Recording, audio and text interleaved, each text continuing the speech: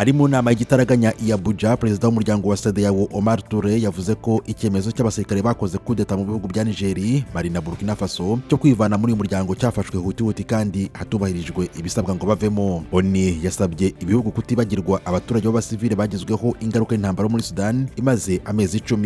Iyi ntambara yangije bikomeye ibikorwa remezo, itera inzara n'ubuhunzi kubabarirwa mu mamiliyoni. Ihuriro ry'imiryango itegamiye kuri Leta aha ni muri Senegali rirahamagarira abaturage benshi kwamagana itinzwa ry'amatora yagombaga kuba muri uku kwezi. Mu kiganiro n'abanyamakuru aba bagaragaje ko hari ibintu bidasobanutse bitegurwa. Naho muri Ethiopia abadepite bemeje Temesgen Tirune nk'umuyobozi w'iperereza wungirije wa minisitiri w'intebe Abiy Ahmed nyuma y'igihirahiro cyari kimaze iminsi cyatewe n'iyirukanwa rya Demek Mekinon.